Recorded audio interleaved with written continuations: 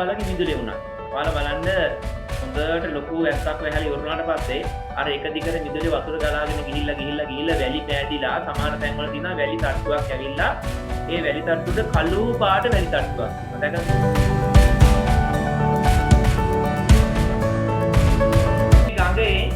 ගඟේ ජලය මේ පාෂාණ මතින් නිතරම ගලාගෙන යන ඒක මෙයා ගඟේ වතුරත් එක්ක රෝල් වෙවිලා.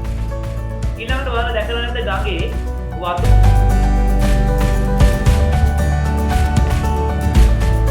අර ගස්වල මුල් චූටි මුල් යනවා මේ පේමන්ට් එක ඇතුලේ. ෆවුන්ඩේෂන් එක යන්නේ මේ චූටි මුල් යනවා. ඒවා ටික ලොකු වෙනකොට අර කොන්ක්‍රීට් එක පවා වෙනවා.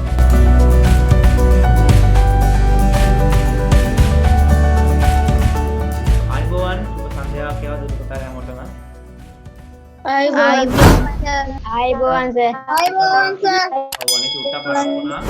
පරක්ුණා කියන මම හිටියා මේ පොඩි වැඩ වගේක් තිබුණා මේ ළමයි කීප දෙනෙක් පොඩි ලින්ක් එක ගිහිල්ලා නැතුව ඒ කට්ටිය ලින්ක් ටික යව කතා කර යවුවා. ඒකයි නෝන.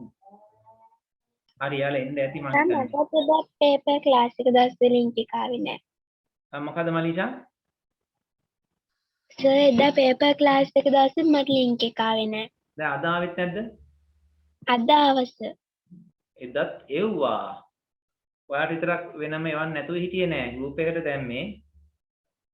ඒ වෙලාවේ ඉඳන් මොකක් හරි එක්කෝ WhatsApp data නැතුව හරි එහෙම නැත්නම් මොකක් හරි එහෙම එකක් වෙන්න ඇති වාට.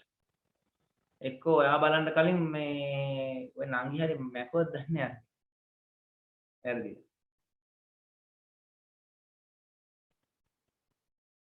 අපි කරගෙන යන්නේ 18 වෙනි පාඩම. මම ගිය සතියේ ඔයාලට කනිජ පාෂාණ ටික කියලා දුන්නා නේද? කනිජ පාෂාණ පෙන්නුවත් නේ? ඔව් සර්. ඔව් දැන් අද දැන් මේක අපිට පුළුවන් මේ පාඩම ඉවර කරන්න. හරි? මේ පාඩම අද අපිට ඉවර කරගන්න පුළුවන් වෙයි ගොඩක් දුරට. එහෙම වුණොත් අපි මෙතනින් එහාට මේ මාසෙ ඉවර වෙනතුරු දෙසැම්බර් මාසයේ අලුත් ටියුට් එක දෙන දුර අපි එක දිගට ප්‍රශ්න පත්‍ර තමයි කරන්නේ. ඒ කියන්නේ අපි බදාදත් සමුදත් ප්‍රශ්න පත්‍රය කරනවා. සිකුරාදා ප්‍රශ්න පත්‍රය කරනවා. සමුදය සිකුරාදා දෙකම ප්‍රශ්න පත්‍රය කරනවා. ඊළඟට දෙසැම්බර් මාසයේ ඉඳන් ඔයාලගේ සිකුරාදා පන්තිය නතර කරන්න වෙනවා. සිකුරාදා අමතර පන්තිය යන දාසි පෙරිෂන් එක. ඒක නතර කරන්න වෙනවා. ඒ කියන්නේ අපි මම මේ 16 වෙනිදාන් පස්සේ ඒ කියන්නේ ලබන දෙසැම්බර් මුල ඉඳන් සාමාන්‍ය විදියට 10 11 ලොකු අයියරක් කරලා පන්ති පටන් ගන්නවානේ. එතකොට ඒ වෙලාව වෙන 11 පන්තියක් තියෙනවා. මේ මාසේ නොවැම්බර් මාසෙ ඉවරනකම් අපි එක දිගට මේ පන්ති කරගෙන යනවා. හරි. අපි ගිය සතියේ විපරිත පාෂාණ දක්වා කරා නේද? ඔව් සර්. ඔව් විපරිත පාෂාණ දක්වා අපි කරගෙන ගියා. හොඳයි. ඔයාලට නම් පන්ති පටන් ගන්න දවසක් තවම අපිට දැනුම් දීලා නැහැ. ඒ වුණාට කමක් නැහැ. අපි ඉතින් ඇස්තිපිටේම කොහෙල හරි ඔයාලා ඉස්කෝලේ පටන් ගත්තට පස්සේ අපිට පන්ති පටන් ගන්න පුළුවන් වෙයි. හරි. එතකොට අද අපි බලමු ලංකාවේ හමුවන ඛනිජ වර්ග. ලංකාවේ හමුවන ඛනිජ වර්ග. දැන් ඔයාලා ටියුට් එකේම දාලා තියෙනවා. අපේ ලංකාවේ ප්‍රධාන ඛනිජ වර්ග 6ක් හම්බ වෙනවා. හරි. ලංකාවේ ප්‍රධාන ඛනිජ වර්ග 6ක් තියෙන. එකක් තමයි ෆෙල්ස්පා කියන ඛනිජය. ෆෙල්ස්පා කියන ඛනිජය. ඊළඟට ඩොලමයිට් කියන ඛනිජය. ඩොලමයිට්. ඊළඟට තිරුවානා. තිරුවානා දන්නවනේ? වීදුරු කටු වගේ තියෙන තිරුවානා. ඊට පස්සේ ඉල්මනයිට් කියන ඛනිජය. ඊළඟට මයිකා කියන ඛනිජය. ඊළඟට මිනිරම් කියන ඛනිජය. දැන් මැටි තියෙන ඔය මැටි වර්ගත් ඛනිජ වලට තමයි අයිති වෙන්නේ. සමහර කියන්නේ පිඟම් තියෙන්නේ බෝල මැටි, ගිනි මැටි කියලා එහෙම තියෙන්නේ. ඒවත් අයිති වෙනවා ඛනිජ වලට. එතකොට මේවෙන් වලට තමයි ෆෙල්ස්පා ඩොලමයිට් නම් දැකලා ඇති සමහරට නේ සුදු පාට කැට වගේ જાතියක් ඩොලමයිට්. හරිද? එතකොට එප්පාවල තමයි ලංකාවේ විශාලම ඩොලමයිට් මේ ඒ ඇපටයිට් තියෙන්නේ. සෝරි. ඇපටයිට් නිදියේ තියෙන්නේ. ඩොලමයිට් කියන්නේ මේක අර හුණුගල් වගේ විශේෂයක්. ඩොලමයිට් එක. ඒකට මේ තිරුවාන නම් ඔයාලා හොඳටම දන්නවා. තිරුවාන ඔයාලා හොඳටම දන්නවා. මේ පළාතේ සෑහෙන තිරුවාන ගල් තියෙනවා. ඊළඟට ඉල්මනයිට් කියන එක ඔයාලා දැකලා තියෙනවා. ඉල්මනයිට් වල දැකලා තියෙනවා. ඉල්මනයිට් තියෙනවා ඔයාලගේ මිදුලේ උනා. ඔයාලා බලන්න හොඳට ලොකු ඇස්සක් වැහැලා ඉවරුනාට පස්සේ අර එක දිගට මිදුලේ වතුර ගලාගෙන ගිහිල්ලා වැලි පෑදිලා සමහර තැන්වල තියෙනවා වැලි තට්ටුවක් ඇවිල්ලා ඒ වැලි තට්ටුවට කළු පාට වැලි තට්ටුවක් තියෙනවා. දැකලා තියෙනවද? කළු පාට වැලි තට්ටුවක් තියෙනවා. ඔව්. අනේ කළු පාටට තියෙන වැලි තමයි ඉල්මනයිට් කියලා කියන්නේ. ඒක තමයි ඉල්මනයිට්. ඔය ගාල්ල කළු වැල්ල කියන ප්‍රදේශයේ. ගාල්ලේ පොඩ්ඩක් කොළඹ පැත්තට යනකොට ගාල්ල කළු වැල්ල. ආන්ගේ ප්‍රදේශයේ මුහුදු වෙරළේ ඇහෙන්න මේ ඉල්මනයිට් කියන කණිජය තියෙනවා. ඔය සුදු පාට තීන්ත හදන්න ගන්නවා මේ ඉල්මනයිට් අර බිලියන් වයිට් කියලා තියෙන තද හොඳ සුදු වර්ණයක්. බිත්ති වල ගන්න තියෙන රබර් පේන්ට් එකක්. ආනේ සුදු වර්ණය හදන්න. මේ ඉල්මනයිට් කියන කණිජය යොදා ගන්න. මයිකා අර ගන්නවා ඉලෙක්ට්‍රොනික්ස් උපාංග නිෂ්පාදනය කරන්නත් ගන්නවා. හරි ළඟට පිංගම් කෝප් වගේ දේවල් නිපදවන්නත් මයිකා අර ගන්නවා. මිනිරන් දන්නවලනේ ලංකාවේ බෝගල පතල කහටගල පතල වගේ පතල් වල මිනිරන් තියෙනවා. ඉස්සර ඉඳන්ම ලංකාව මිනිරන් වලට ප්‍රසිද්ධයි. හොඳ මිනිරන් තියෙනවා ලංකාවේ. එතකොට මේ මිනිරන් යොදා ගන්නවා පැන්සල් කූරු වගේ දේවල් හදා ගන්න. දැන් ලංකාවේ තියෙන මිනිරන් නැනෝ තාක්ෂණය සඳහා නැනෝ තාක්ෂණය කියලා කොටසක් තියෙන එක ඔයාලට කිය දෙනවා 9 වසරේදී ලංකාවේ තියෙන මිනිරන් නැනෝ තාක්ෂණය සඳහා යොදා ගන්න හොඳ ඒ කියන්නේ ග්‍රැෆීන් කියන මේ ද්‍රව්‍ය හදන්න ගොඩක් හොඳයි කියලා හොයාගෙන තියෙනවා. හැබැයි ඒකෙන් ග්‍රැෆීන් හදන්න පුළුවන් වුණොත් ලංකාව සාමාන්‍ය ලෝකයේ සංවර්ධිත රටවල් අතරට එන්න තත්ත්වයට පත් වෙන්න පුළුවන්. හරි. එතකොට මේ ඛනිජ කියන ඒවා, පාෂාණ කියන ඒවා පෘථුවිය මත විතරක් නෙමෙයි තියෙන්නේ. අපි හඳට ගියොත් චන්ද්‍රයා මතක් තියෙනවා. දැන් ඔයාලා මේ දවස්වල බැලුවොත් එහෙම අඟහරු ග්‍රහය මත තියෙනවා රෝවයාන. රෝවයානා කියන්නේ නියමවන් රහිත පොඩි කාර් වගේ. මුලින්ම පාත්ෆයින්ඩර් කියන රෝවයානය තමයි මුල් කාලේ ගොඩ වැස්සේ අඟහරුට ගොඩ වැස්සා. ඊට පස්සේ ආයතන ඒ රෝවයානේ ඒ අඟහරු මත පෘෂ්ඨය මත යන ගමන් ෆොටෝ එහෙම අපිට එවනවා. මේ ළඟදී ගියා පර්සිවරන්ස් කියලා රෝවයානය. ඒක අඟහරුට කොට බැස්සා. ඒක සාමාන්‍යයෙන් ලොකු කාර් එකක් සයිස් ලොකු එකක්. ඒකේ පික්චර් වලට එහෙම හොඳයි වීඩියෝ එහෙම හොඳට තියෙනවා. අඟහරු ග්‍රහයේ මත තියෙන සුළං හඬ, දුවිලි කුණාට ඔක්කොම හොඳට වීඩියෝ කරලා පොට්ටුලියට එවනවා. දැන් බැලුවොත් එහෙම මේ අඟහරු ග්‍රහයගේ වීඩියෝ සර්ච් කරලා බැලුවොත් YouTube වල සැහෙන්න තියෙනවා දැන් අලුතෙන් එන්නේ. එතකොට මට නම මතක නැහැ. චීනෙනුත් මේ ළඟදී පර්සිවරන්ස් කියන රෝව එකට පස්සේ තව රෝව යානයක් චීනෙනුත් කොට බැස්සුවා අඟහරු ග්‍රහය මත. ඒ කට්ටිය පරීක්ෂණ කරනවා මේ පෘථුවිය වගේම විවිධ පාෂාණ වර්ග, ඛනිජ වර්ග අඟහරු ග්‍රහය මත සැහෙන්න තියෙනවා. එතකොට ඇපොලෝ ව්‍යාපෘතිය යටතේ නාසා ආයතනය මගින් යවුවා සඳ මතට ගගනගාමීන් යවුවා. කොට ඒ ගගනගාමීන් විසින් ගෙනාවා පාෂාණ. එතකොට ඒ පාෂාණ විශ්ලේෂණය කිරීම කරේ ඒ විශ්ලේෂණය කිරීමේ කටයුත්ත බාරව හිටියේ ලංකාවේ විද්‍යාඥයෙක්. එයා තමයි ආචාර්ය සිරිල් පොන්නම්පෙරුම මහත්මයා. නාසා ආයතනයේ වැඩ කරන්නේ. අපි ඊළඟ බලමු පාෂාණ ජීර්ණය කියන්නේ මොකක්ද කියලා. පාෂාණ ජීර්ණය. ඔන්න අලුත් මාතෘකාවක් අද පාෂාණ ජීර්ණය. හරි? පාෂාණ ජීර්ණය කියන්නේ මෙන්න මෙහෙම දෙයක්. දැන් ඔය පාෂාණ වර්ග තියෙනවනේ. ඔය ඕනම පාෂාණයක් විවිධ හේතුන් නිසා දි รา පත් වෙනවා. අපි තුමේ වගේ මේ ලොකු පාෂාණයක් කියන ලොකු ගල්ගිරියක් මෙහෙම තියෙනවා. මේ ලෝකයේ මුල්ම කාලේ පස් කියලා දෙයක් නැහැනේ. මේ පෘථුවිය හැදෙනකොට මුල්ම කාලේ පස් කියලා දෙයක් නැහැ. සම්පූර්ණ තිබේ ආග්නේය පාෂාණ ගොඩක්. ආග්නේය පාෂාණ. ඊටසේ අවුව රස්නෙට සහ වැස්ස නේ රැට සිසිල් වෙනවා, දවල්ට රත් වෙනවා. දවල්ට රත් වෙනවා, වැස්සට තෙමෙනවා. ඔය වගේ හේතු නිසා මේ පාෂාණයේ මතු පිට කොටස් ඉතා සියුම් ලෙස ඉතාමත් සියුම් ලෙස කැඩෙනවා. කුඩු වෙනවා. කුඩු වෙලා මොකද වෙන්නේ? මේ පහළ කොටස් වල මෙහෙම තැම්පත් වෙනවා. චූඩි පාෂාණ කුඩු දුවිලි වගේ තැම්පත් වෙනවා. ඔය අතර පෘථුවිය මත ජීවීන් බිහිවෙන්න පටන් ගත්තා. ඉස්සෙල්ලා මේ පාෂාණ මත හැදුන ලයිකන, ඒ කියන්නේ දියසෙල් වගේ જાතිය.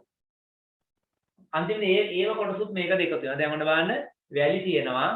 අර ශාක කොටසුත් එකතු වෙනවා. ටික ටික මෙයා සාරවත් පසක් බවට පත් වෙනවා.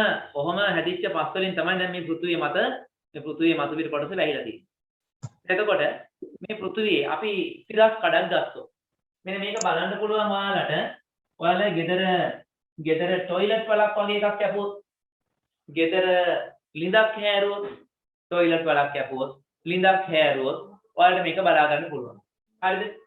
ගෙදර টয়ලට් වලක් හරි ලිඳක් හරි හාරනවා නම්, එහෙම නැත්නම් කොහේ හරි පාරක මේ පස් කණ්ඩිය කපලා තියෙනවනම් ආන්නේ තැනකට ගිහිල්ලා බලන්න ඔයාලට පේනෙයි මේ පොළවේ මතු පිට තියෙනවා නිකන් දුඹුරු පාට කළු පාට හුරු පස් තට්ටුවක්. ඒක මත තමයි ශාක වැඩෙන්නේ. ඒක මත තමයි ශාක වැඩෙන්නේ. ඒක කළු පාට වගේ පස් තට්ටුවක්. අපි කියනවා කුණු පස් කියලා. එහෙම නැත්නම් අපි කියනවා මතු පිට පස කියලා. හරිද? ඔකට කියනවා මතු පිට පස. මතු පිට පස. හරිද? ඊට පස්සේ ඒකට පස්සේ මේ මතු පිට පස් ඉවරනාට පස්සේ ඊළඟට දුඹුරු පාට පස් තට්ටුවක්. මැටි වගේ දුඹුරු පාට පස් තට්ටුවක්. ඒ ගොඩක් යට නැගන් තියෙනවා. සාමාන්‍ය අඩි 10ක් විතර වගේ යට නැගන් තියෙනවා ඒක. අර බොරුළු කැට තියෙනවා. මේ තිරුවානගල් කැටත් එක්ක මෙහෙම බොරුළු කැටත් එක්ක බොරුළු කැට ගොඩාක් එක්ක මෙන්න මේ විදිහට දුඹුරු පාට පසක්. ඔය මිදුලවල් ගොඩ කරන්න පාරවල් හදන්න බිමට දාලා ඔය කට්ටිය වල කියන්නේ ඔක නියම නැතයි ග්‍රෙවල්. ඒවන කට්ටිය කියන්නේ ගිරවැල් කියලා. මේ පස. බොරුළු සහිත පස. මේකට කියන්නේ අපි උපපස කියලා. මේක අපි කියන උපපස. මේකට කියන්නේ උපපස. මේ පස් තට්ටුව ලිඳක් හාරනකොට ලිඳක් හාරනවා දැක්කම එයා දන්නවා මේ පස් තට්ටුව අරන් හාරගෙන ගියාට පස්සේ මේ පොළොව යට අහු වෙනවා ලොකු ගල් ගෙඩියක්. ලොකු ගලක්. කියන ඔන්න දැන් ගල අහු වුණා කියලා කියනවා. මේ ගලත් මුල් කොටස ඇනලා හොඳට කඩන්න පුළුවන්. මේ ගලෙත් මුල කොටස ඇනලා කඩන්න පුළුවන්. පාරට යන්න කඩන්න අමාරුයි. මෙන්න මේකට කියන්නේ මව් පාෂාණ.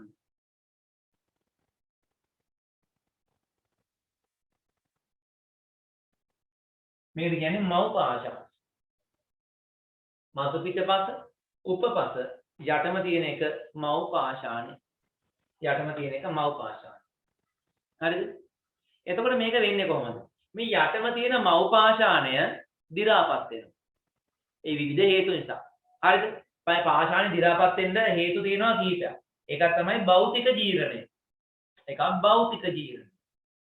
ඒ කියන්නේ උණුසුම නිසා, සිසිල නිසා, ඒ වගේ හේතු නිසා මෙයා දි รา පත් වෙනවා. අනිත් එක රසායනික ජීර්ණය. ඒ කියන්නේ අම්ල වැසි, සතුන්ගේ මල මුත්‍රා ආන්නේ වගේ දේවල් නිසා දි รา පත් වෙනවා. ඊළඟ ජෛව සාධක. ඒ කියන්නේ ජෛව සාධකයෙන් ඔයාලා දන්නවද කන්දක් උඩ ගස් හැදෙනකොට ඒ ගහේ තියෙන චූටි සියුම් මුල් අර පාෂාණ අතරින් ගමන් කරනවා. ඒ ගමන් කරාම ඒවා පස්සේ කාලේ ලොකු වෙද්දී මේ ගල් කෑලි කැඩෙනවා. ඒවා තමයි කියන්නේ ජෛව ක්‍රියාවන්ගෙන් සිදුවන ජීර්ණය. මේ මොකක් හෝ හේතු නිසා මේ මව් පාෂාණේ කෑලි වලට කැඩිලා උපපස හැදෙනවා. උපපසේ මතු පිට කොටසට මේ දි รา පත් වෙන ශාඛා සතර ද්‍රව්‍ය එකතු වෙලා මෙන්න මේ කොටස සම්පූර්ණයෙන්ම මතු පිට පස බවට පත් වෙනවා. පෝෂක ද්‍රව්‍ය සහිත පසක් බවට පත් වෙනවා. පස හැදෙන්නේ ඕන්න ඔය විදිහට. හරිද? පස කියන එක හැදෙන්නේ ඔය විදිහට. මේක මතක ඇති ඔයාලට මම මීට කලින් පාඩමේ කියලා දුන්නා. පස කියන පාඩමේ කියලා දුන්නා. මතකද? ඔව් සර්. මේක මතකයි ඔයාලට. හරිද? ඔක කියලා දුන්නා.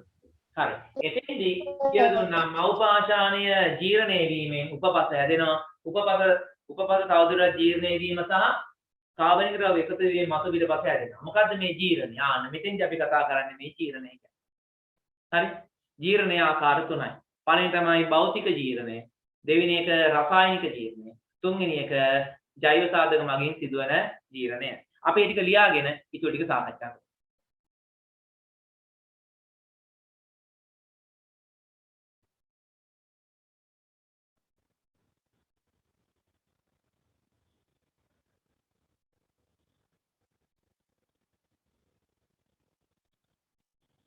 right.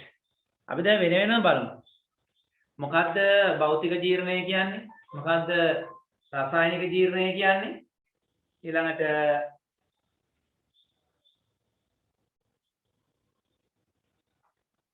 මොකද්ද භෞතික ජීර්ණය කියන්නේ? මොකද්ද රසායනික ජීර්ණය කියන්නේ?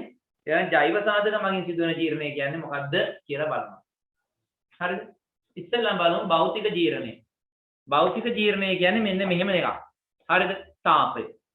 හරි? භෞතික ජීර්ණය කියන්නේ මෙන්න තාපය. ඊළඟට සුළඟ, ඊළඟට පාෂාණ මතින් ජලය ගලා යාම. මෙන්න ඊළඟ ඒ ටික තමයි. මෙන්න මේ හේතු නිසා පාෂාණ මතු පිට කොටස් සියුම් ලෙස කුඩු වෙලා යනවා. ඒ කියන්නේ හිතන්නකෝ මේ ගොඩබිම තියෙන ලොකු ගල් තලාවක් නෙමෙයි. ගොඩබිම ලොකු ගල් තලාවක් තියෙනවා. දවල් කාලෙදි මේකට මේ සෑහෙන ඔය කියන්නේ දවල් කාලෙ මේක අධික ලෙස රත් වෙනවා. ඔයාලා දන්නවනේ එලිමන් ස්ථානික ගල් තලාවක් තිබ්බොත් එහෙනම් මේ කුඩේ ඇවිදින්න බෑ කකුලුත් පිච්චෙනවා. ඒ තරම් රත් වෙනවා මේක. එහෙම රත් වෙනවනේ මොකද වෙන්නේ? සාමාන්‍ය ඔයාලා දන්නවා වීදුරුවක් වුණා රත් වෙනකොට පුපුරනවා. ඒ වගේම රත් වෙච්ච වීදුරුවකට වතුර වැටෙනවා තියා පුපුරනවා. ඒ වගේම තමයි දැන් මෙයා හොඳට රත් වෙලා තියෙද්දි මේක මතට වැටෙනවා වැස්ස. මොකද වෙන්නේ? එකපාර මේක මතු පිට කොටස් සියුම් ලෙස කැඩිලා යනවා. ආන්න. දැක්කනේ? ඒක භෞතික ජීර්ණයක්. අධික සුනුසුම් වීම, එකවර සිසිල් වීම, ආන්නේ හේතු නිසා මෙයා මතු පිට කොටස් කැඩිලා යනවා. හරිද? ඊළඟට සුළඟ. කොහොමද සුළඟට මේක වෙන්නේ? සුළඟෙන් සමහරවිට මේක ලංකාවේ මේක වැඩි දකින්න ලැබෙන්නේ නැහැ. සුලිසුලන් හමන වෙලාවදී ඔය පොළවේ තියෙන පොඩි වැලි කැට, ගල් කැට පවා සුළඟට කසාගෙන එනවා. ඇවිල්ලා වේගින් වදිනවා මේ ගල් මත පාෂාණ. උඩ ගලක් මත ගලක් ගැටෙනකොට මොකද වෙන්නේ? ඒ ගල් කැටේ වැදිච්ච තැන චුට්ටක් කුඩු වෙලා වගේ යනවා. චුට්ටක් කැඩෙනවා. ආන් එහෙම කාලයක් සුළඟත් එක්ක වැලි කැට ඇවිල්ලා වැදිලා ගල් වල මතු පිට කොටස් කැඩිලා යනවා. පාෂාණ. ඒකත් භෞතික ජීර්ණය. ඊළඟ වල දැකලා ඇති ගඟේ තියෙන අර ගල් ඒවයි විශේෂ හැඩයක් තියෙනවා. ගඟේ ගල් සහ මේ පොළවේ හම්බ වෙන ගල් කැටවල විශේෂ වෙනසක් තියෙනවා. මොකක්ද ඒ වෙනස? කාටද කියන්න පුළුවන්? ගඟේ තියෙන ගල් වල සහ නිකන් සාමාන්‍ය අපේ පොළවේ හම්බ වෙන ගල් කැටවල වෙනසක් තියෙනවා. මොකක්ද ඒ වෙනස? කියන්න බෑ. දන්නේ නැහැ? ගඟේ තියෙන ගල් කැට දැකලා නැද්ද ඔයාලා? දැකලා තියෙනවද? දැකලා තියෙනවා. ගඟේ තියෙන ගලක් දැන් හිතන්නකෝ. කාගේ හරි ගෙදර තියෙනවා. හරි. කාගේ හරි ගෙදර දොරට තියලා තියෙනවා ගඟෙන් ගෙනාපු ගල් කැටයක්. තව කෙනෙක් ගෙදර දොරට තියලා තියෙනවා අර ගල් කොරියෙන් කඩන කළු ගල් කැටයක්. ওই දෙක වෙනම අඳුර ගන්න බැරිද ඔයාලට? අර ගල් කොරියෙන් කඩපු කළු ගල් කැටේ සහ ගඟෙන් ගෙනාපු ගල අඳුර ගන්න බැරිද ඔයාලට? පුළුවන්. කොහොමද හඳුනගන්නේ කියන්නේ? ගඟේ ගල් සුමට මටු පිටත් ගඟේ නිකන් ගල් ගෙඩි හරියට අර්ථාපල් වගේ. නේද? ගඟේ තියෙන ගල් හරියට අර්ථාපල් වගේ වුණ කවිස් කරංග තියෙනවා ගඟේ තියෙන ගල් කැටයක්.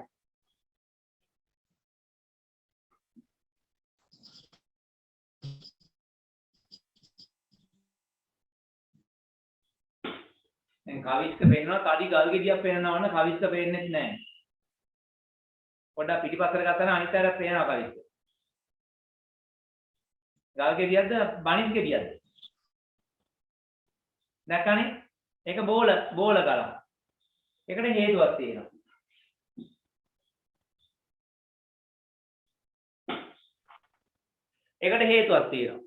ඒක බෝලයක් වගේ ගලක්. හේතුවක් තියෙනවා. මොකද හේතුව? මේ ගඟේ ජලය මේ පාෂාණ මතින් නිතරම ගලාගෙන යනවා. ඒක මෙයා ගඟේ වතුරත් එක්ක රෝල් වෙවි යනවා. ඊළඟට ඔයාලා දැකලා නැද්ද ගඟේ වතුර ගලන තැන්වල මෙහෙම ගල් මෙහෙම හැරිලා වගේ තියෙනවා. වතුර වැටෙන තැන්වල ගල් නිකන් හැරිලා තියෙනවා දැකලා නැද්ද ඔයාලා? දැකලා තියෙනවා. මේක හොඳට දකින්න පුළුවන් අර ඔය දියඇලි තියෙන තැන්වල දියඇලි වල වතුර අඩු වුණාම හොඳට පේනවා.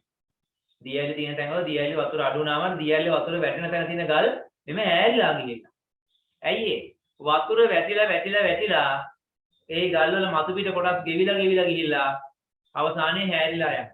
ඒ කියන්නේ පාෂාණ මතින් ජලය ගලා යන විට ඒ පාෂාණයේ මතු පිට සියුම් ලෙස අංශු ගැලවි යනවා. ඔන්න ඕවා තමයි ඕවා තමයි අපි කියන්නේ භෞතික ජීර්ණය කියලා. හරිද? ඕවා තමයි අපි කියන්නේ භෞතික ජීර්ණය කියලා. අපි ලියාගමු දෙයට තේරුණාද? භෞතික ජීර්ණයේ ආකාරය කියලා දුන්න හැටි තේරුණාද? ඔව් සර්. right. එහෙනම් උතන ලියන්න මෙහෙම. භෞතික ජීර්ණය anu ඉස්සරහ තියෙනවනේ ඒක ලියන්න. භෞතික ජීර්ණය යනු කීය පිටුවද සර්? භෞතික ජීර්ණය කියන තැන බලන්නකෝ. පිටුව මොකද්ද? පිටුව 6 වෙන්න ඇති. 6 නැත් ඔව් 6ද කොහෙද? ඔව් සර්.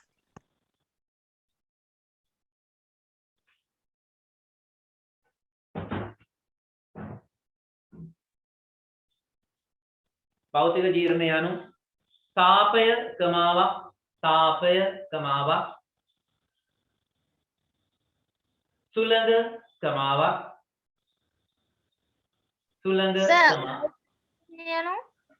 මොකද්ද?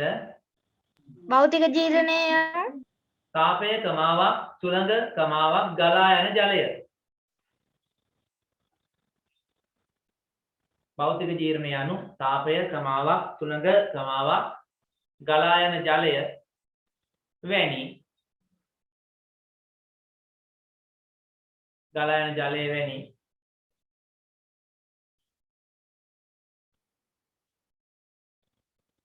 ගලා යන ජලය වැනි භෞතික සාධක හේතුවෙන් ගලා යන ජලය වැනි භෞතික සාධක හේතුවෙන් ආයි මුලින් ඉඳන් කියන්නකෝ පුළුවන් නම්. භෞතික සාධක හේතුවෙන්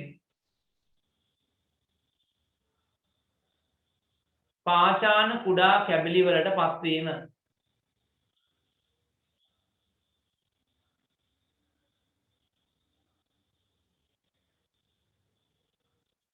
භෞතික ජීර්ණය යනු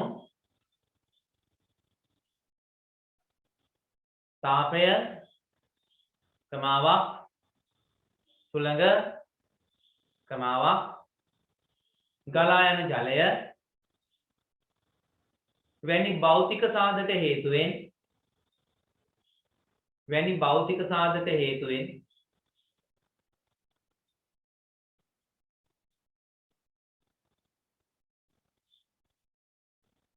පාෂාණ කුඩා කැබලි වලට පත්වීමයි.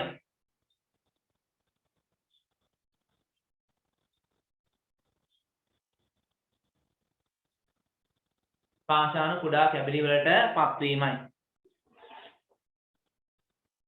දැන් ඔන්න ඔයාලගේ ටියුට් එකේ තියෙනවා කොහොමද ඒක වෙන්නේ කියලා. දිවාකාරී රත්න පාෂාණ රාත්‍රියේදී සිසිල් වීම, දිවාකාරී රත්න පාෂාණ මතර වර්ෂාව ඇද වැටීම. තුන්වෙනි එක මේක තාම කියලා දුන්න එක මම දැන් කියලා දෙනවා. පාෂාණ තුල ඇති කුඩා කුහර තුල පිරුණු ජලය නිදීමේදී පාෂාණ පිපිරීම. යන පාෂාණ මතින් ජලය ගලා යාම. යන සුළඟ මගින් ගසා පැමිණෙන වැලිගැට පාර්වතය මත තදින් ගැටීම. හරි. දැන් බලමු අපි මේ පාෂාණ මත මෙන්න මෙන්නේ. දැන් මේක ලංකාවේ වෙන්නේ නැහැ. පිට රටවල් වල වෙන්නේ. ජලයේ නිදින තරමට සීතල තියෙන ලංකාව නෙවෙයි සමහර රටවල් වලනේ. දැන් මෙන්න තියෙන ලොකු පාෂාණය. මේක ලොකු පාෂාණයක්. මේ පාෂාණය මත විවිධ පැලීම් තියෙනවා. මොනවා හරි හේතු නිසා මේ පාෂාණය එහෙම පැලිලා. හරිද? මේ පැල්මක් තියෙනවා මේ මැද.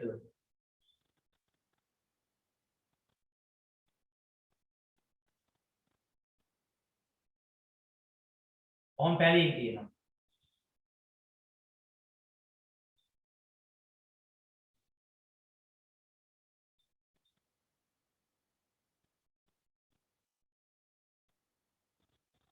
ඔය විදිහට පැලීම් තියෙනවා.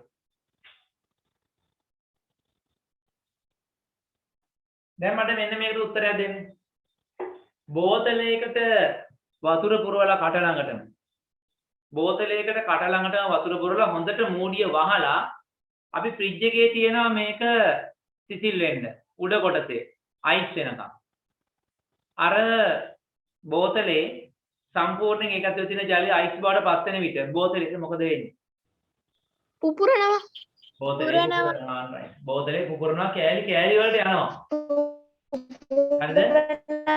සාමාන්‍ය ලොකු බෝතලයකට වතුර එකක් පුරවලා හොඳට මූඩිය තද කරලා වහලා ෆ්‍රිජ් එකේ තිබ්බොත් වතුර එක මිදෙනකොට බෝතලේ කුඩු වෙන්න පුපුරනවා. ඒකට හේතුව තමයි මතක තියාගන්න ජලය අයිස් බවට පත් වෙනකොට පොඩ්ඩක් එයාගේ පරිමාව වැඩි වෙනවා. ජලය අයිස් බවට පත් වෙනකොට එයාගේ පොඩ්ඩක් පරිමාව වැඩි වෙනවා. ඒ කියන්නේ එයා ටිකක් ලොකු වෙනවා ප්‍රමාණය.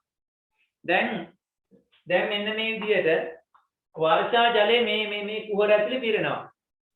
වර්ෂා ජලය මේ කුහර ඇතුලේ පිරෙනවා. දැන් වතුර පිරලා තියෙන්නේ. ඔන්න සීතල කාලගුණය එනකොට මොකද වෙන්නේ? මේ වර්ෂා මේක ඇතුලේ තියෙන ජලය සම්පූර්ණයෙන් අයිස් බවට මිදෙනවා. අන්න අයිස් බවට මිදෙනකොට මොකද වෙන්නේ? අර බෝතලේ කෑලි වලට කුඩු වෙලා ගියා වගේ මෙන්න මේ පාෂාණයක් තව කෑලි වලට කැඩෙනවා. තව මෙහෙම පුපුරන්න පටන් ගන්නවා. මේ තව නැති තැන් වලින් මෙහෙම පිපිරීම වෙන්න පටන් ගන්නවා. මේ වගේ තව පුපුරනවා දැන්. මේ වගේ තව පුපුරනවා. ඊළඟ දවසේ මොකද වෙන්නේ? ඔය පිපිරීම අස්තරත් වතුර යනවා. ඊළඟ දවසේ වහිනකොට ඔය පිපිරීම අස්තරත් වතුර යනවා. ආයෙ රැයට සීතල වෙනවා. ආයෙ අයිස් වෙනවා. මොකද වෙන්නේ? තව පුපුරනවා. ඔහොම කාලයක් තිස්සේ මේ පාෂාණයේ තියෙන තැලීම් අස්තර ජලය ගිහිල්ලා සීතල කාලෙදී මේවා අයිස් බවට පත් වෙනකොට ඒ පාෂාණය ටික පුපුරනවා. කොහොම අවුරුදු ගාණක් යනකොට අර විශාල පර්වතයක් තිබිච්ච ගල අර කුඩා පාෂාණ කැට ගොඩක් බවට පත් වෙනවා. ඕකත් භෞතික ජීර්ණයක්. ඊළඟ බලමු රසායනික ජීර්ණය. ඒ කියන්නේ පරිසරයේ විවිධ රසායන ද්‍රව්‍ය තියෙනවා. ඒව එකක් තමයි ඔය අම්ල වැසි කියන එක. ඒ කියන්නේ වායු ගෝලයේ තියෙන නයිට්‍රජන් ඩයොක්සයිඩ් සල්ෆර් ඩයොක්සයිඩ් වගේ වායු වර්ග වර්ෂා ජලයේ දිය වෙනවා. දිය වෙලා පොළොව මතට වැටෙනවා. දැන් ඔයාලා නිකමට බලන්න විනාඩි ටිකක් දැන් දෙහි නම් ගණන්නේ දෙහි එපා මේකට ගන්න. ගෙදර බැටරි ඇසිඩ් ටිකක් තියෙනවනම් එහෙම නැත්නම් ගෙදර විනාඩි ටිකක් තියෙනවනම් ඔය එළියේ තියෙන ගල් කැටයකට දාලා බලන්නකො කළු ගල් කැටයකට වගේ එකට දෙහි ටිකක් විනාඩි ටිකක් බැටරි ඇසිඩ් ටිකක් දැම්මට පස්සේ මේක නිකන් පෙන එන්න පටන් ගන්නවා. ඒ ගල් කැටි වටින් පෙන එනවා. ප්‍රතික්‍රියා කරනවා. හේතුව තමයි අම්ල ඔය පාෂාණ මතට අම්ල වැටුනම ඒ පාෂාණ දිය වෙන්න පටන් ගන්නවා. ඒ අම්ල පාෂාණෙත් එක්ක ප්‍රතික්‍රියා කරලා මොකද වෙන්නේ? ඒ පාෂාණයේ මතු පිට කොටස් දිය වෙලා යන්න පටන් ගන්නවා. අන්න ඒක රසායනික ජීර්ණය. ඒ වගේම පළතුරු යුෂ හිතන්නකෝ අඹ ගහක් යට ගලක් අයිනේ අඹ ගහක් හැදිලා තියෙනවා. අර අඹ ගහින් වැටෙනවා පළතුරු ඉදිච්චා වවුලු කාලා දාන. එතකොට ඒවා තියෙන්නේ අම්ල.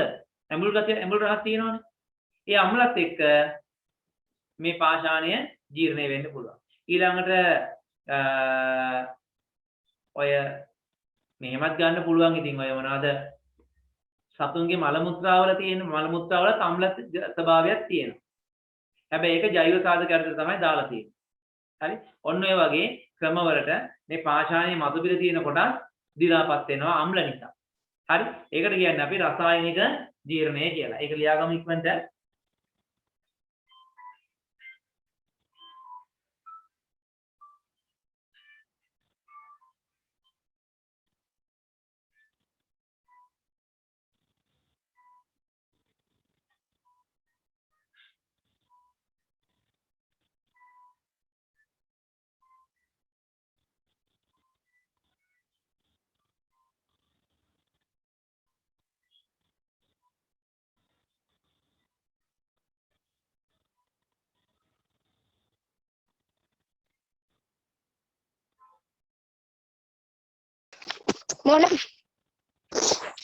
රසායනික ජීර්ණය කියන එකක් දැන් දන්නවා. රසායනික ජීර්ණය කියලා කියන්නේ විවිධ රසායනික සාධක මගින් පාෂාණ කුඩා කැවිලි වලට කැඩිලා වෙන්නේ.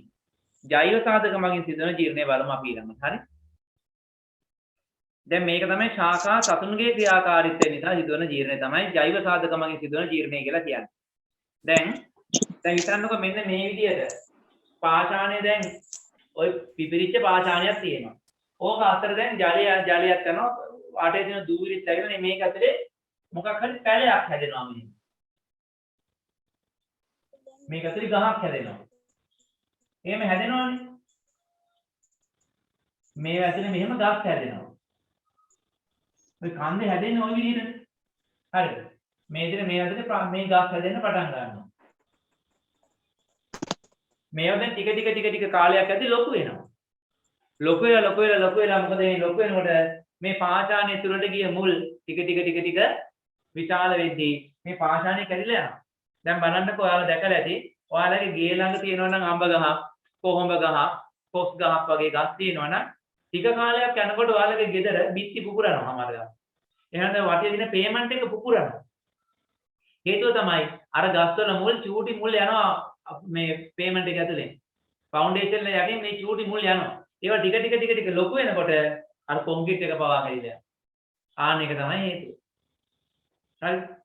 ඒ වගේම තව එකක් තියෙනවා පාෂාණ මත ලයිකන වැඩෙනවා. ලයිකන කියන එක ඔයාලා දන්නවා, දැකලා තියෙනවා. හැබැයි නමින් දන්නේ නැහැ. ඔයාලා ගෙදර අඹ ගස් ඇති. ගොඩක් වෙලාවට අඹ ගස්වල කොස් ගස්වල වගේ ටිකක් කඳ මහත ගස්වල මේක දකින්න ලැබෙනවා. ඔයාලා දැකලා ඇති.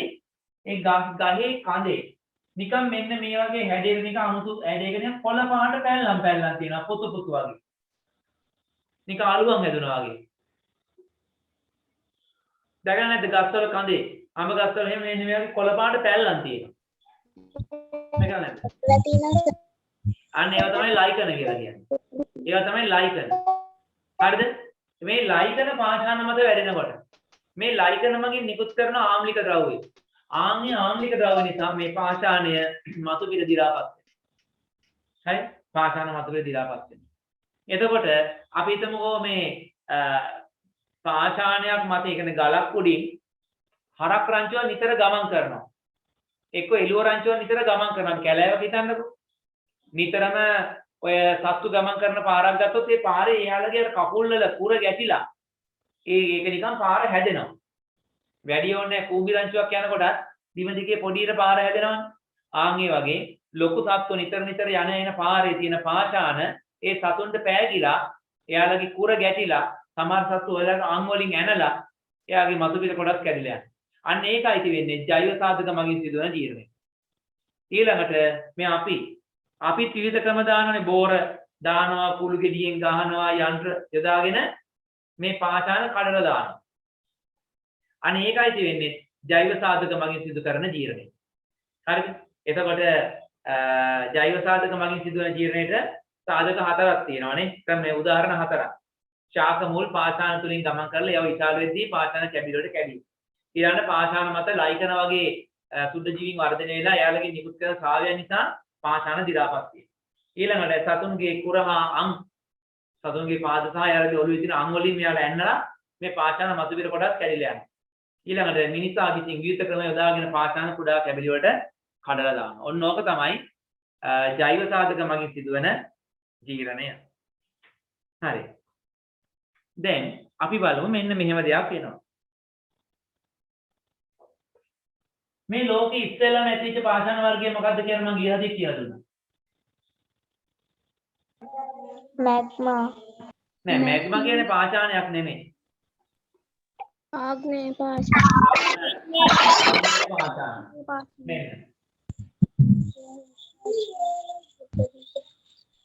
ආග්නේය පාෂාණ.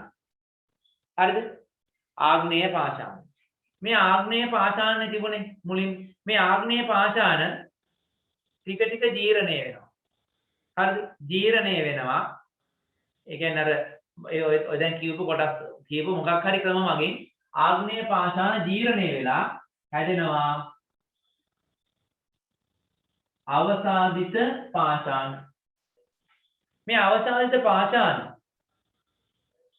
පාෂාණ කියන්නේ පොළොව මත තැම්පත් වෙන එක. මම ගිය හතේ කියලා දුන්නා. මේ ආග්නේය පාෂාණ වල කොටස් කැඩිලා ගිහිල්ලා තැම්පත් වෙලා හැදෙනවා අර හුණුගල් වගේ අවසාදිත පාෂාණ. මේ අවසාදිත පාෂාණ තවදුරටත් තෙරපීම සහ අධික උණුසුමට ලක් වෙලා.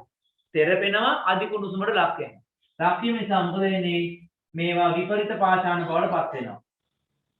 විපරිත පාෂාණ බවට පත් වෙනවා. හරිද? මේ විපරිත පාෂාණ මේ ආග්නේය පාෂාණ මේ අවසාදිත පාෂාණ මේ විපරිත පාෂාණ ආයතරයක් මොකද වෙන්නේ? පොළොව යට තියෙන අධික උණුසුමට ලක් වෙලා ආයතරයෙන් මෙහා රත් වෙලා මොකද වෙන්නේ? මැග්මා බවට පත් වෙනවා. මැග්මා බවට කියන්නේ ලාව බවට පත් වෙනවා. ඒ ලාව සිසිල් වෙලා ආග්නේය පාෂාණ හැදෙනවා. බලන්නකෝ මේ ලෝකෙ සිද්ධ වෙන වැඩි. මේ පෘථිවිය මත තියෙන ආග්නේය පාෂාණ වලින් අවසාදිත පාෂාණ නිර්මාණය වෙනවා. ඒ අවසාදිත පාෂාණ සහ ආග්නේය පාෂාණ දෙකම කාලයක් යද්දී විපරීත පාෂාණ බවට පත් වෙනවා. ඊළඟට මේ ආග්නේය පාෂාණ, අවසාදිත පාෂාණ, විපරීත පාෂාණ මේ ඔක්කොම හරිද? පොළොව යටට ගමන් කරලා අධික උණුසුම නිසා නැවත රත් වෙලා ලාව බවට පත් වෙනවා. ඒ කියන්නේ ද්‍රව මැග්මා බවට පත් වෙනවා. ඒක නැවත ආයි එළියට මතු වුණාට පස්සේ සිසිල් වෙලා ආයි ආග්නේය පාෂාණ ඇති වෙනවා. බලන්නකෝ. ඔයාලගේ ටියුට් එකේ දාලා තියෙනවා. මැග්මා සිසිල් වීම හැදෙනවා ආග්නේය පාෂාණ. ඒවා ජීර්ණය වෙනවා අවසාදනය කියන්නේ තැම්පත් වීම නිසා. අවසාදිත පාෂාණ. මේවා ඉහළ පීඩනයට හා උෂ්ණත්වයට ලක් වෙලා විපරීත පාෂාණ බවට පත් වෙනවා. විපරීත පාෂාණ නැවත අධික උණුසුමට ලක් වෙලා ආයි මැග්මා බවට පත් වෙනවා. මැග්මා වලින් මොකද වෙන්නේ? මැග්මා වලින් ආයි සිසිල් වෙලා මැග්මා වලින් ආග්නේය පාෂාණ හැදෙනවා. ඒවෙන් නැවත අවසාදිත පාෂාණ හැදෙනවා. අවසාදිත පාෂාණ විපරීත පාෂාණ හැදෙනවා. විපරීත පාෂාණ නැවත මැග්මා හැදෙනවා. මැග්මා වලින් ආයි ආග්නේය. බලන්න එක දිගට මේක රවුමට යනවා. ආන් ඒ නිසා අපි ඔකට කියනවා පාෂාණ චක්‍රය කියලා. පාෂාණ චක්‍රය. හරිද? එතකොට ආග්නේය මේ කොහොමද මැග්මා ආග්නේය පාෂාණ වෙන්නේ? ගිනි කඳු වලින් පිටට එනවා මේ ලාවා. ඇවිල්ලා සිසිල් වෙනකොට අන්න ආග්නේය පාෂාණ හැදෙනවා. හරිද? ඊළඟට මේ ආග්නේය පාෂාණ මතු පිට දි รา පත් වෙලා ඔය කිව්ව භෞතික ජීර්ණය, රසායනික ජීර්ණය, ජෛව ක්‍රියා මගින් සිදුවන ජීර්ණය මේ මොන ක්‍රමයකින් හරි මේ පාෂාණ කුඩා කැවිලට කැඩිලා පහත් බිම් වල තැම්පත් වෙනවා. එහෙම තට්ටු විදිහට තැම්පත් වුණාම අන්න හැදෙනවා අවසාදිත පාෂාණ. හරිද? අවසාදිත පාෂාණ ඊළඟට මෙයා මොකද වෙන්නේ? භූමිකම්පා වගේ හේතු නිසා. හරි? ඒ වගේ හේතු නිසා ක්‍රමක්‍රමයෙන් මේක පොළොව යටට යනවා. පොළොව යටට ගියාට පස්සේ පොළොව යට තියෙන අධික උණුසුම සහ ඉහළින් ලැබෙන තෙරපීම කියන දෙක නිසා මෙයාලා විපරීත පාෂාණ බවට පත් වෙනවා. හරිද? මේ විපරීත පාෂාණ. හරිද? මේ විපරීත පාෂාණත් වෙන්න පුළුවන්. අවසාදිත පාෂාණ වෙන්නත් පුළුවන්. ආග්නේය පාෂාණ වෙන්නත් පුළුවන්. ඒවත් විවිධ හේතු නිසා පොළවේ ගැඹුරටම ගිහිල්ලා හරය ආසන්නයට ගිහිල්ලා නැවත ද්‍රව ලාවා එහෙම නැත්නම් මැග්මා බවට පත් වෙනවා. ආයතරයක් සිසිල් වෙනවා. එක දිගට මේක වෙනවා. එහෙනම් අතන උඩින්ම ලියා ගන්න මෙහෙම. ලියා ගන්න. ආග්නේය පාෂාණ, අවසාදිත පාෂාණ හා විපරීත පාෂාණ එකක් අනෙක බවට පත් වෙමින් චක්‍රීකරණය වීම පාෂාණ චක්‍රය නම් වේ. හරි. එතකොට මේ ඉස්තරෙත් ඔන්න ලියා ගන්න දෙයක් නැහැ. දීලාම තියෙනවා. මේවා මේ ඔයාලට ටියුට් එකේ දීලාම තියෙන්නේ කටපාඩම් කරලා තියාගන්න ඕනේ නිසා. හරිද? කටපාඩම් කරලා තියාගන්න ඕනේ. අවශ්‍යම කෙටි සටහන තමයි මේ දීලා තියෙන්නේ. හරි? දැන් බලමු මේ පාෂාණ ජීර්ණය සිදුවෙන ආකාරයේ ලක්ෂණ රූපයක් තියෙනවා. මම ඔයාලට ඒක පෙන්නන්නම්. ෂෙයා කරලා බලන්නකෝ. බලන්න ආග්නේය පාෂාණ ටික, විපරීත පාෂාණ, අවසාදිත පාෂාණ දාලා තියෙන තැන් ටික බලන්න.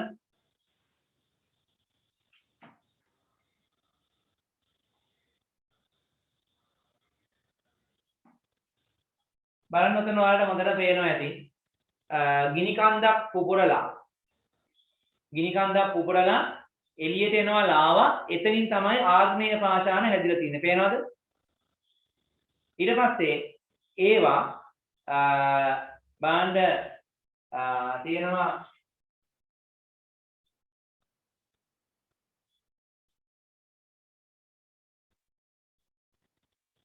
ඒක තියෙනවා ජීර්ණය වීම හා පරිවහන. ඒ කියන්නේ ඔය වීදරින් ඇන්ඩ් ට්‍රාන්ස්පෝර්ට් කියලා කියනවා නේද?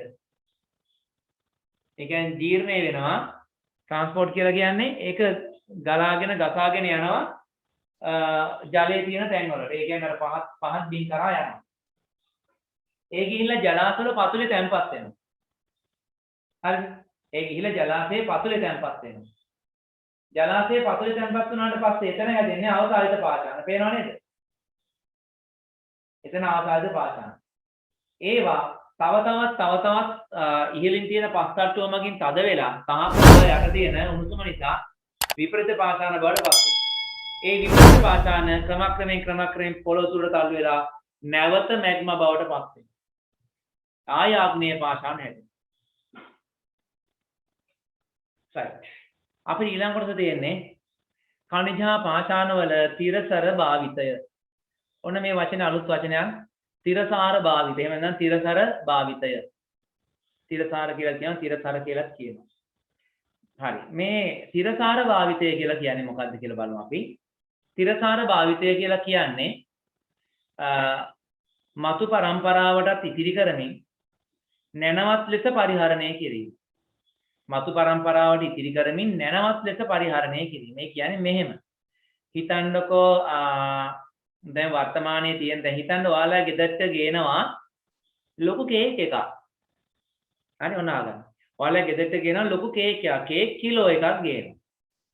දැන් හවස තේ බොන්න ඔන්න මේක දිග අර ගන්නවා තඩි කේක් කෑල්ල කේක් කිලෝ එකක්. දැක්කට පස්සේ කණ්ඩ ආසාවේ දැ ලොකු කුට්ටි කපා ගන්නවා. ගෙදර ඉන්න 5 දෙනෙක් ලොකු කුට්ටි 5ක් කපා ගන්නවා. කපාගෙන තේ බොනවා. අර පාන් කනවා වගේ ලොකු කේක් කුට්ටි 5ක් කපලා කනවා. කේක් කුට්ටි 5ක් කපලා කෑවට පස්සේ ඉතුරු වෙනවා චූටි කේක් කෑල්ලක් ඉතුරු වෙනවා. දැන් අද හවස කෑවා. දැන් හෙට උදේ තේ බොන්න ගන්නකොට චූටි කේක් කෑලි 5ක් තමයි කපා ගන්න වෙන්නේ. ඇයි ඒ? කලින් දවසේ පැලෙන්න කාලා. අන්න ඒක තිරසර භාවිතය නෙමෙයි. ඒක තිරසර භාවිතය නෙමෙයි. ඒක අදිභාවිතය. ඒකට කියන්නේ අදිභාවිතය. හරිද? ඒක අධික ලෙස භාවිත කරනවා. තිරසර භාවිතය කියන්නේ අපිට මහ තඩි කේක් කෑල්ලක් ඕනේ නැහැනේ. තේ බොන වෙලාවට සාමාන්‍ය පොඩි කේක් කෑල්ලක් තිබ්බනම් ඇති. එහෙනම් 5 දෙනා සාමාන්‍ය පොඩි කේක් කෑලි 5ක් කපා ගන්න. කපාගෙන තේ බොනවා. ඔන්න අද හවස බිව්වා. හෙට උදේ 10ට තේ බොනකොට ඒතකොට කේක් තියෙනවා. තව කෑලි 5ක් කෑවා. හෙට හවසට ඉතුරුයි. කන්නවා. අනිද්දා උදේට කන්න පුළුවන්. අනිද්දා හවසට කන්නත් පුළුවන්. 5 වතාවක් විතර කන්න තියෙනවා. නේ? 5 සැරයක් විතර කනවා. ඒ කියන්නේ අපි නොකා ඉන්නව නෙමෙයි. කේක් කෑල්ල ගෙනාවට පස්සේ ඒක එතුවා ෆ්‍රිජ් එකේ තියලා තිබ්බා මාසයක් විතර තියන් ඉන්නවා. අපි කියන මාසයක් කේක් කෑල්ල අපි මාසයක් තියාගත්තනේ. වැඩක් නැහැ කන්න කාලා නැහැ. කණ්ඩත් ඕනේ. අනවශ්‍ය ලෙස කනවා නෙමෙයි. අර පිරිමැස්මෙන් පාවිත කරනවා තව දවසකට තියාගෙන. අන්න ඒක තිරසර භාවිතය. ඒකට අපි කියන්නේ තිරසර භාවිතය. නොකානෝබී ඉතුරු කරනවා කියන්නේ තිරසර භාවිතය නෙමෙයි. තියෙන සියලුම දේ එකපාර කාබාසිනියා කරලා දාලා විනාශ කරලා දානවා කියන එක තිරසර භාවිතය නෙමෙයි. තිරසර භාවිතය කියලා කියන්නේ නැනවත් ලෙස පරිහරණය කරනවා.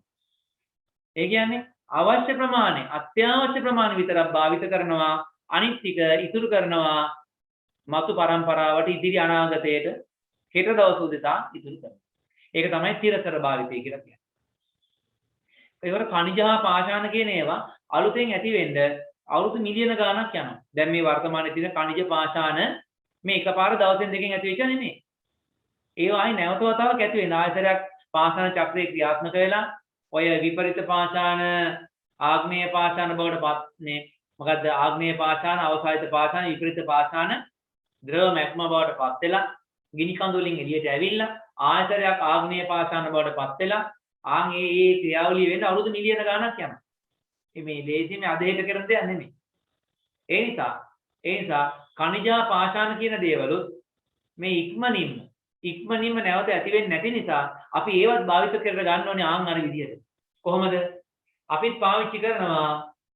හැබැයි මතු පරම්පරාවටත් ඉතුරු වෙන විදියට. හරිද? දැන් ඔය ලංකාව කියන්නේ ඛනිජ පාෂාණ වර්ග මහා ගොඩක් තියෙන රටක්. හරි විදිහට මේවා පරිහරණය කරා නම් ලංකාවට විදේශි විනිමය ඇහෙන් දෙනවා. දැන් ඩොලර් නැහැ කියකින් ඩොලර් නැහැ කිව්වට ලංකාවේ දැන් ඔය ඇපටයිට් නිදිය තියෙන එප්පාවල ඇපටයිට් නිදිය. මේක සම්පූර්ණයෙන්ම අපිට පුළුවන් සුපර් ෆොස්ෆේට් පොහොර හදන්න ලංකාවේ. දැනට කරන්නේ මොකද්ද?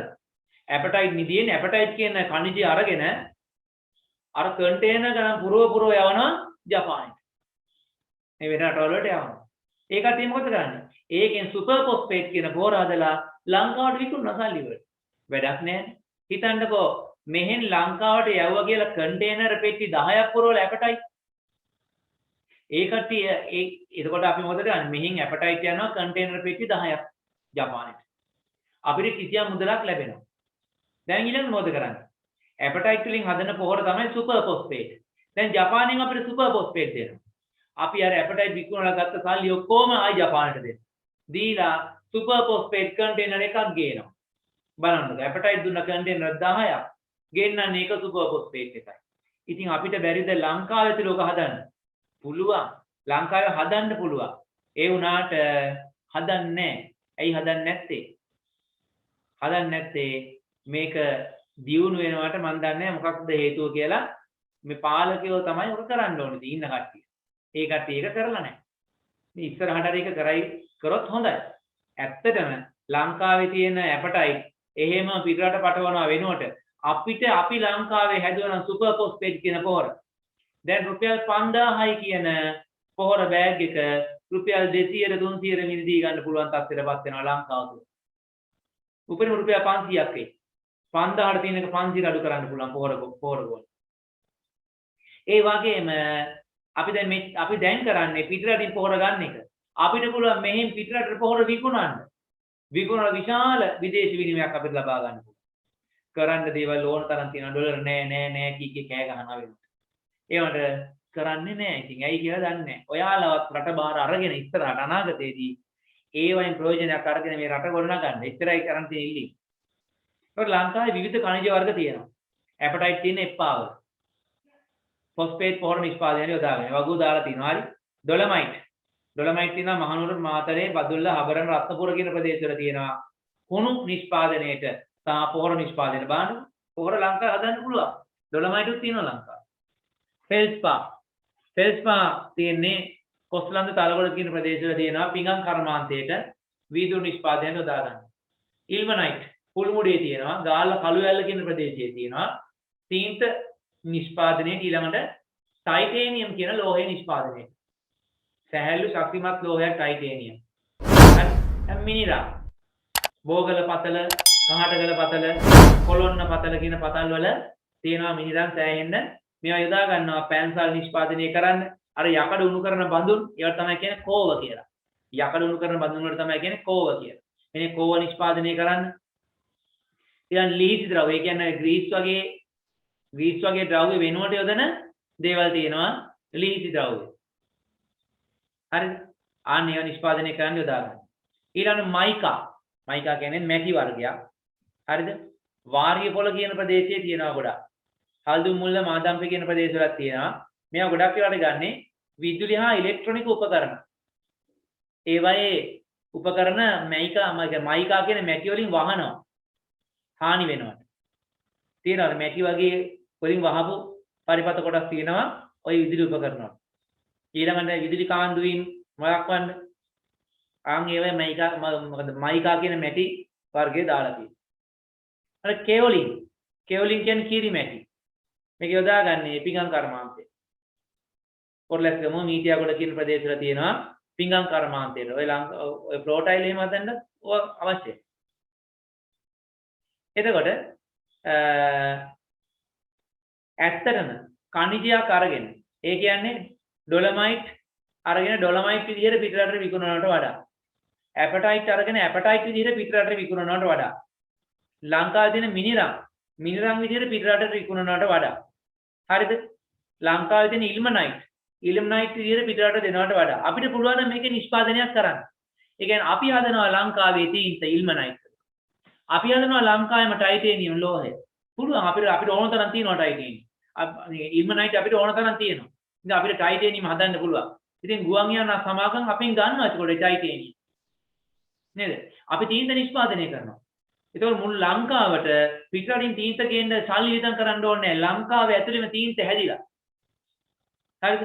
ඊළඟට අපි මිනිරම් විදිහට පිටරටට පටවන්න ඕනේ නැහැ. දැන් අපි ගොඩක් ගේන්නේ පැන්සල් නට්රාජ් කියලා කියලාපු පැන්සල් ඔක්කොම මොනවාද? ඉන්දියාවෙන් ගේන පැන්සල්. සමහර ඒවා දෙනවා චයිනා පැන්සල්. ඉතින් අපිට පුළුවන් නේ මිනිරම් වලින් අපේ මිනිරම්නේ පිටරටට ගියේ. ඔය අපේ මිනිරම්මනේ ඉන්දියාවෙන් චීනෙන් ආයෙ එන්නේ අපිට පැන්සලක් විදියට. ඉතින් අපිට බැරිද ලංකාව තුල මොක හදාගන්න? පුළුවන්. හදන්න නැති උනාට පුළුවන් හදන්න. එහෙම වුණා නම් පිටරටට සල්ලි දෙන්න ඕනේද? නෑ. හරිද? අන්න එහෙනම් මතක තියාගන්න khනිජ එලෙසම, ඒ කියන්නේ khනිජයක් විදියටම අමුද්‍රව්‍යයක් ලෙස අපනයනය කරනවට වඩා හරි යම් නිෂ්පාදනයක් සිදු කරා නම් අන්න ඒක රටට ගොඩාක් වාසිදායී වෙනවා. මේ වගේ අවස්ථාවක කරන්න ඕනේ ඒවා. මේ වගේ අවස්ථාවක් කරන්න ඕනේ ආන්නේ. ඊළඟට ලංකාවේ හිටියා විශේෂ භූ විද්‍යාඥයෙක්. එයාගේ නම තමයි FLD ඒකනායක කියන මහත්මයා. FLD ඒකනායක. එතකොට එයා භූ විද්‍යාඥයෙක් සෑහෙන පාෂාණ ගැන khනිජ ගැන හොයලා තියෙනවා. ඒ නිසා එයා හොයාගත්ත khනිජයක් තියෙනවා. එයාට ඒකට නම දාලා තියෙන්නේ. එයා මේ මහත්යාගේ නම තමයි කවුද? FLD ඒකනායක කියන ඒ භූ විද්‍යාඥයාගේ නම තමයි දාලා තියෙන්නේ. එයා හොයාගත්ත khනිජයට ඒක නම් කරලා තියෙන්නේ ඒකනයිට් කියලා. ඒකනායක කියන ඒ භූ විද්‍යාඥයාගේ නමට ගැලපෙන විදිහට ඒකනයිට් කියලා තමයි ඒ khනිජය නම් කරලා තියෙන්නේ. හරි. එතකොට අපි ඔතනින් khනිජ හා පාෂාණ කියන 18 වෙනි පාඩම ඉවර කරනවා. ඔන්න පාඩම් 18ක් ඉවරයි. තව පාඩම් කීයක් තියෙනවද? එකයි තව පාඩම් එකයි. සතුටු ඉදිරි. පාඩම් එකයි තියෙන තාම. ඕ සතුටු වෙලා ඉතරම් මදි. දැන් තියෙනවා ප්‍රශ්න පත්‍ර. මම කොහොමද මෙතනින් එහාට එක දිගට ප්‍රශ්න පත්‍ර කරනවා. එහෙනම් දැන් ඔන්න අදින් පස්සේ එක දිගට නොවැම්බර් මාසයේ ටියුට් එක දිනතුරු එක දිගට කරන්නේ ප්‍රශ්න පත්‍ර. මේ ටියුට් එකේ ප්‍රශ්න පත්‍ර දෙකක් තියෙනවා. මේ ප්‍රශ්න පත්‍ර දෙක ඉවෙච්ච ගමන් මම ඔයාලගේ ගෲප් එකට දානවා ප්‍රශ්න පත්‍ර. එතකොට එතනින් එහාට ගෲප් එකේ තියෙන ප්‍රශ්න පත්‍ර ඔයාලට ප්‍රශ්න පත්‍රය ලියාගෙන එන්න print out අරගෙන උත්තර ලියන්න පුළුවන්. හරි අපි එදා මේ ප්‍රශ්න පත්‍රයේ කොටසක් කරා නේද ගිය සිකුරාදා? ඔව් සර්. ඔව් සර්. අපි කොතැන වෙනකම් කළාද? අද දිනේ පස්වෙනි ප්‍රශ්නේද? ඉතුරුලා තියෙන්නේ. ඔව් සර්. අපි ඉතුරුලා තියෙන පස්වෙනි ප්‍රශ්නේ නේ.